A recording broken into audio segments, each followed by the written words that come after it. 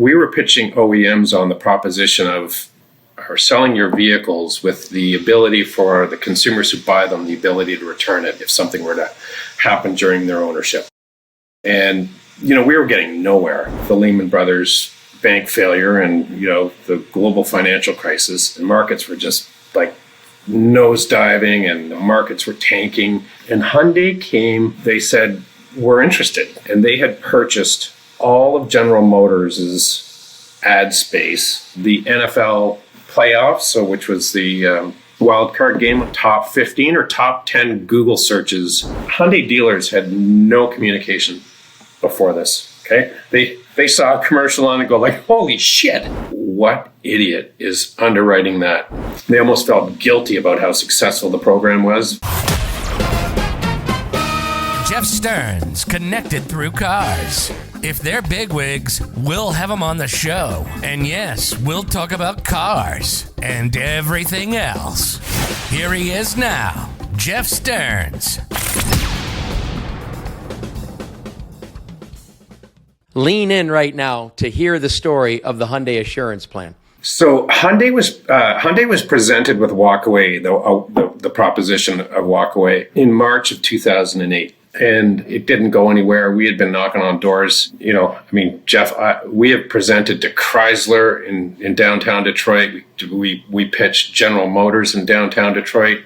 We spoke to Ford. We were pitching OEMs on the proposition of selling a car or selling your vehicles with the ability for the consumers who buy them, the ability to return it if something were to happen during their ownership.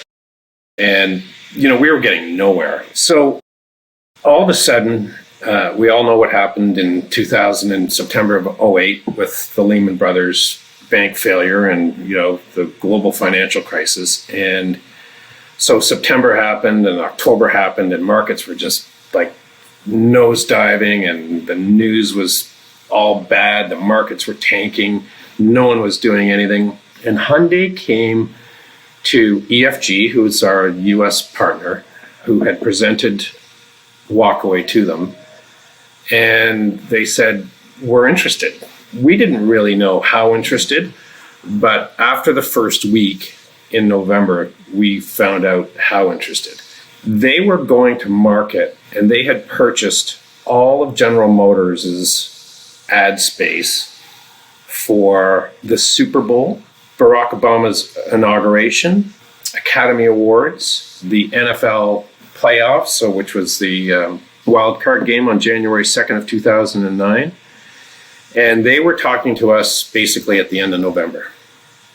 So they had a ton of motivation. I don't know what they paid for the ad space, maybe 20, 25, 30 cents on the dollar from General Motors at the time. And they had no plan B. We were their plan. And they were going to market.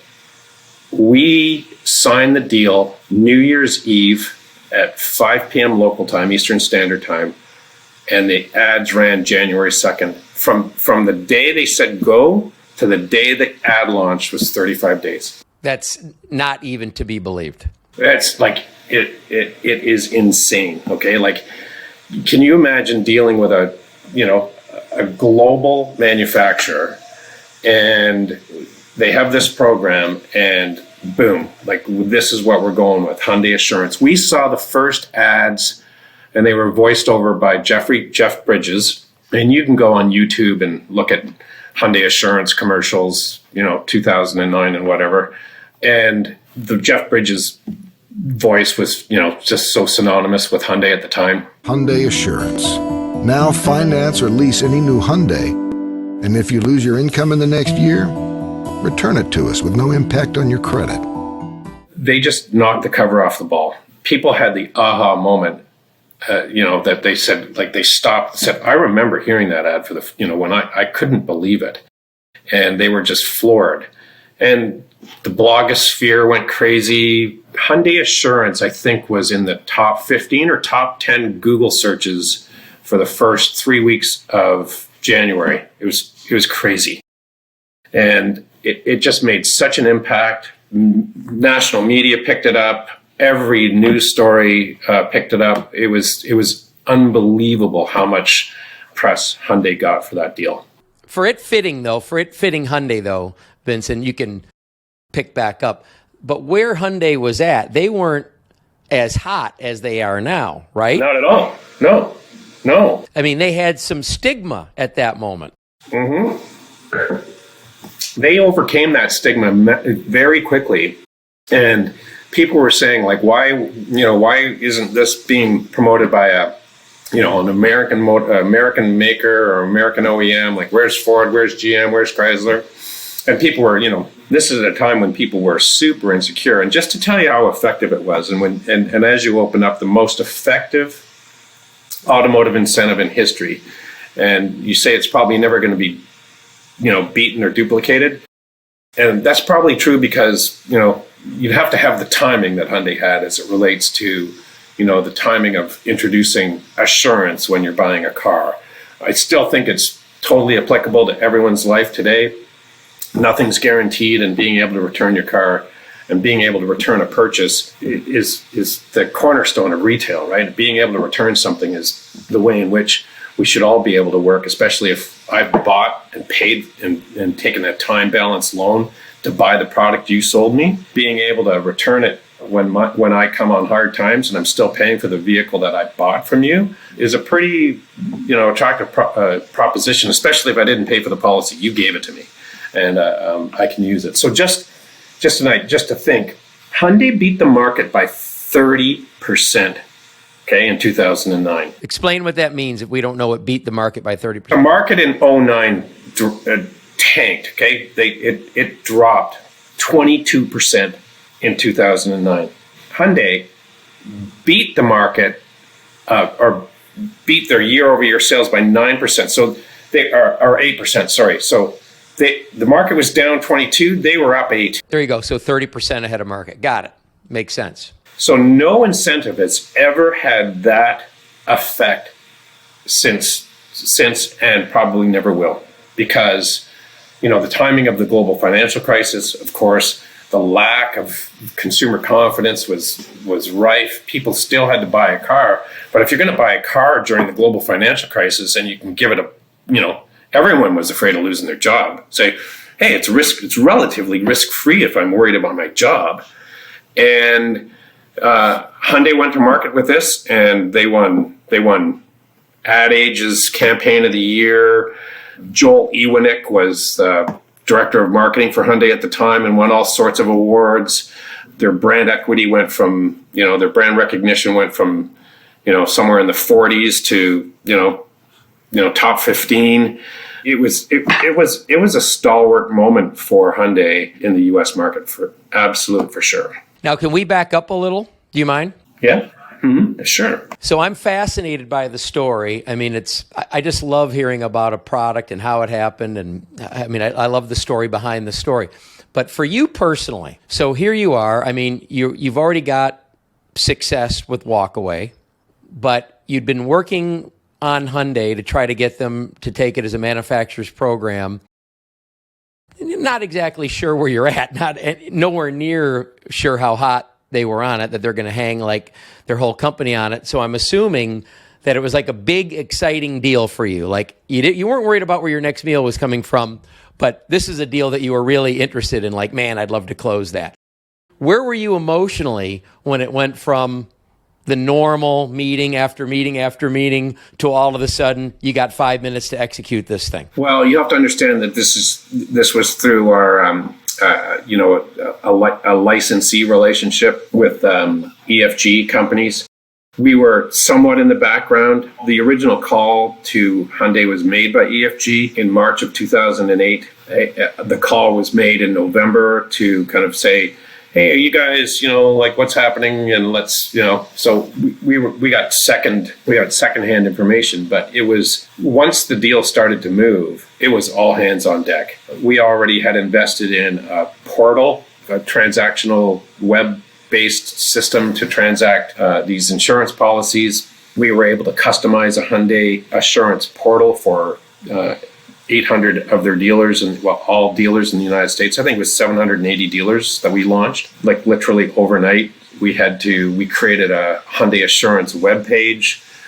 which was basically all of our doing, that we provided Hyundai with all of that material. Commercials were cut and created and cut. The whole thing was just, and we were working pretty much, day and night on that deal. The size of the deal, like the deal paperwork, was massive. We added, I think it was 11 pages of intellectual property protection to that particular deal to make sure that, we weren't giving away the farm as it relates to Hyundai's ability to knock us off.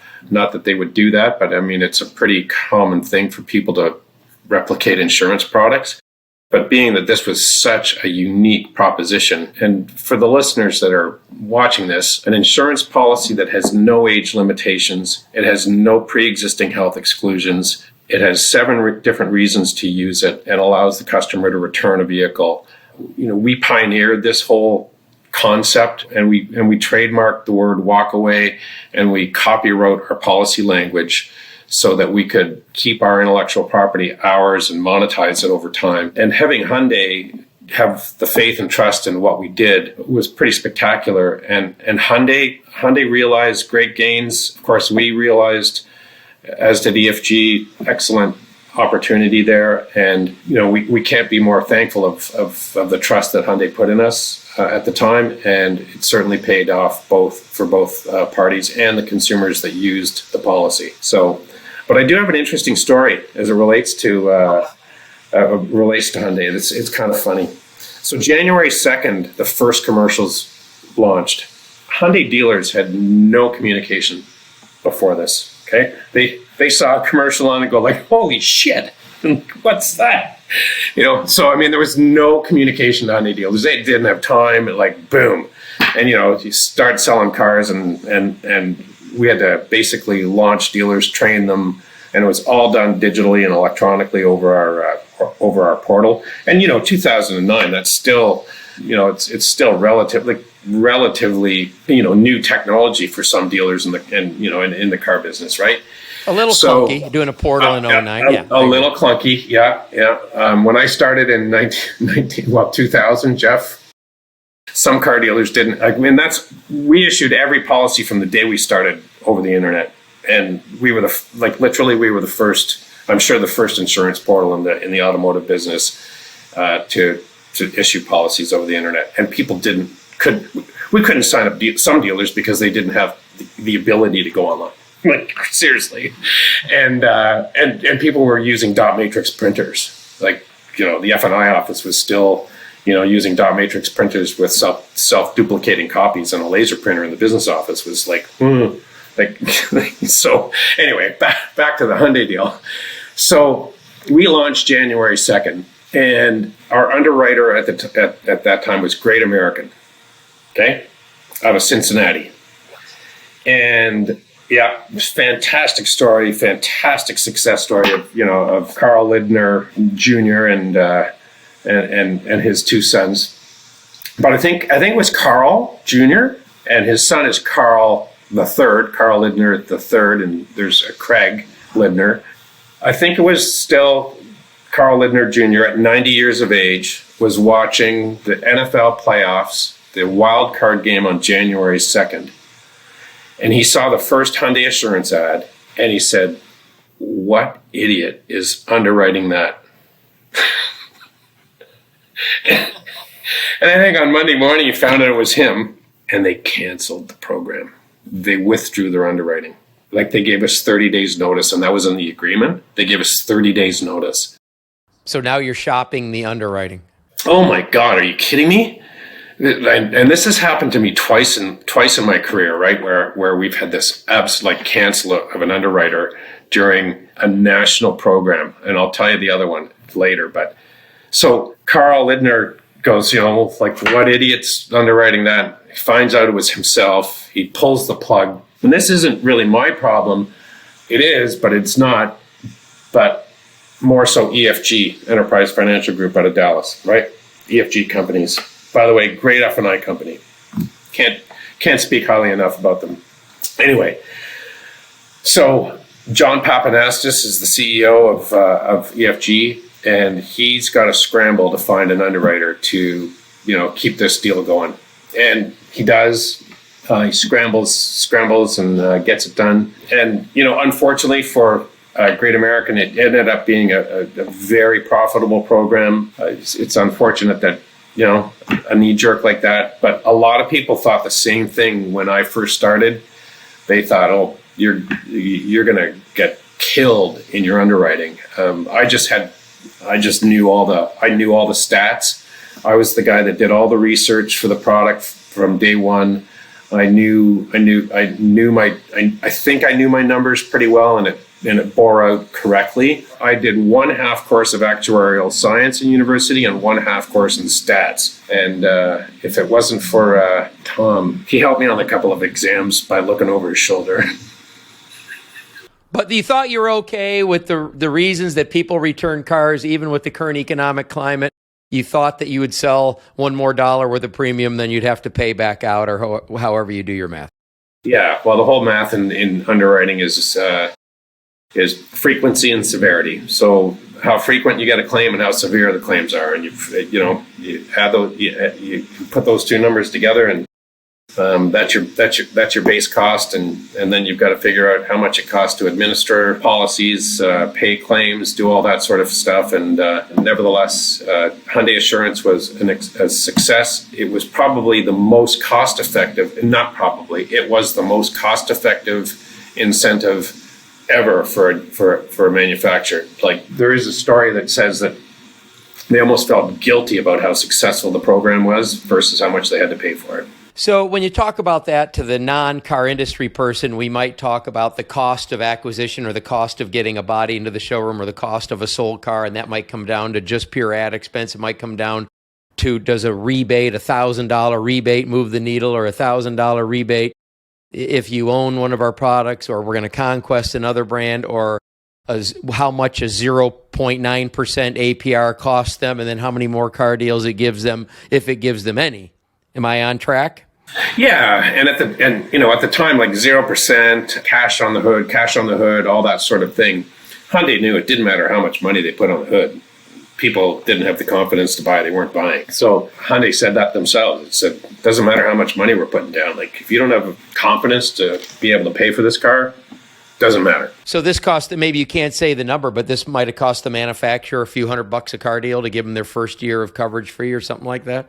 Less. Okay. So that's freaking free to to increase your sales 8% when the market is down 22%. 22. That's the delta was 30% against market.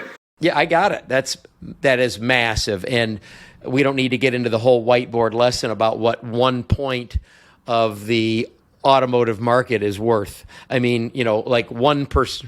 Hyundai increased their market share, their market share.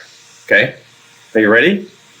42%. Yeah, folks, for whoever's listening to this, forget about having 42% market share, but to increase your market share 42%. So this means you currently have 2% of the market or 10% of the market, and that's between all the General Motors makes. That's Ford, Chevy, Toyota, Honda, everything. Yeah, but I understand if you had 2% of market and you went to 3 or 2.8, that's 42%. Right. But 1 point of market, if I'm not mistaken, I was talking to a retired General Motors senior executive. I think 1 point of market share equals like a plant. Yeah. Or at least a shift at a plant. I mean, it's not insignificant. Yeah. So amazing. I'll never wash these ears again being able to talk to Vince Beretta about this. I still pinch myself sometimes. Like, did I really do that? Am I really responsible? You still have that imposter, kind of complex. Like, is that really me? Like, did I really do that? A lot of CEOs have that, by the way. Like, when am I going to get found out that I'm not really what everyone thinks? Yeah, well, I mean, it really did happen. I really did work day and night. I really did almost go broke. Thank God my business partner was a car dealer who held the paper on my leased car because I wasn't making payments. I thank my, landlords at the time for allowing me to, be late on rent when I was. I couldn't pay parking ticket. I drove my car to my office and I parked and I stayed there well past the parking permit, allowable, and I would get parking tickets. I couldn't pay my parking fines. I couldn't get my license sticker renewed because I couldn't afford to pay the parking tickets. I'd withdrawn all my RSP, like my personal savings and my what we call in Canada RRSP, which is kind of our retired registered savings plan, which we're incented to do. I literally was on fumes, and with the passion of providing people who bought cars with meaningful coverage to save them when their life went off the rails.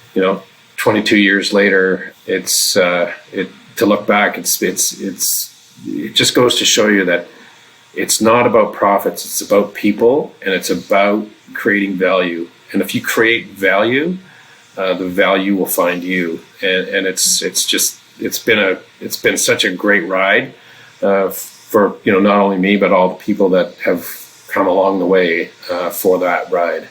And we've got a great staff today, and we all do good work today, and we continue to do so. So it's been an absolute pleasure to have worked in this way this long, and the only way in which I've been able to do that is making it about people first, and when you do that, profits follow. Well, Vince, this is what I love. This is what I love about doing this show, because a lot of people, when they see someone in a successful position, they think that it just went from this easy thing to this easy thing to this easy thing. What I love to hear about is the dealer was a friend of mine. He let me be late or not pay my lease payments. My landlord was giving me a little bit of a break late. I couldn't pay my parking tickets. I mean, you took it right to the edge. You had a lot of faith. You were not hanging on, but you believed in what you were doing and were able to get it across the finish line. And you, of course, knew or thought that you had something, but you had no idea where you were going. And I love the story behind the story, that we don't always know where something's leading. So we kind of just have to, when we believe in something, we just have to keep pursuing it. And we never know what the universe will present. This has been Jeff Stearns, Connected Through Cars.